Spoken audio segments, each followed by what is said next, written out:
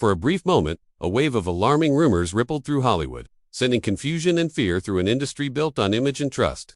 Steven Spielberg and Rob Reiner, two towering figures of modern cinema, had long stood in separate, creative lanes, yet shared the same deep obsession with storytelling. Spielberg built worlds filled with awe and tension, while Reiner mastered sharp comedy and raw human emotion. Different styles, same respect. Over the years, their paths crossed often at industry gatherings, where admiration flowed naturally and conversations about film felt effortless.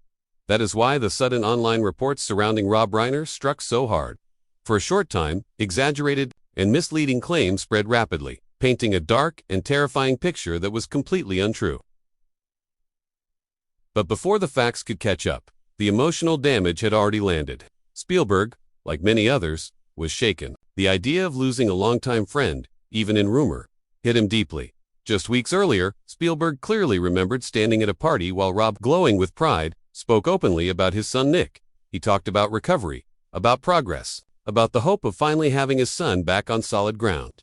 The joy was unmistakable. The two directors stood together that night, trading ideas, laughing, and dreaming aloud about future projects and stories still waiting to be told. That memory made the sudden online noise feel even more brutal, as false reports continued to spiral. The situation became a painful reminder of how quickly misinformation can distort reality. Though the rumors were eventually debunked, the emotional shock lingered. For Spielberg, it felt like staring into a nightmare version of life no filmmaker or friend ever wants to imagine. Around that same time, whispers circulated about Nick Reiner appearing unsettled at a high-profile holiday gathering, with reports describing erratic behavior and concern among those who knew the family. Friends later said Rob and Michelle had privately expressed fear for their son's mental state and well-being. Those worries were not new. They were part of a long, painful journey the family had been walking for years. Spielberg later addressed the situation with visible emotion during a rare public moment. Rob, he said, was not just a colleague, but a friend and a fellow traveler on a shared cinematic journey. His voice was calm but heavy, each word revealing how deeply the situation had affected him. Not just as a filmmaker, but as a human being. He reflected on meeting Rob decades earlier, when both were young, driven, and chasing impossible dreams. He spoke of enduring respect and admiration, and when he mentioned Reiner's films, his emotion was impossible to miss. To Spielberg, Rob was not simply the man behind beloved classics. He was someone who turned laughter into meaning and friendship, into something lasting. Spielberg later shared a private memory he rarely speaks about. Years earlier, at a relaxed Hollywood gathering filled with laughter and old stories, he noticed Rob standing off to the side, distant and drained. When Spielberg asked how he was really doing, Rob quietly pulled him onto a balcony away from the noise. There, he opened up about Nick's long battle with addiction and the fear that never left him as a father. Rob spoke carefully, respectfully, but the pain was unmistakable. He described the helplessness of loving someone you cannot save by force. He talked about treatment, relapse, hope, and exhaustion. Spielberg remembered hearing the fear in every sentence. Rob admitted he had poured his heart into making Being Charlie, hoping the film might help his son heal and bring the family closer. For a time, it worked. Then the storm returned. Spielberg listened, without interruption. He reassured Rob that he had done everything a father could do. Then Nick was lucky to have parents who never stopped standing by him. But Rob shook his head, his voice cracking as he admitted how powerless he often felt.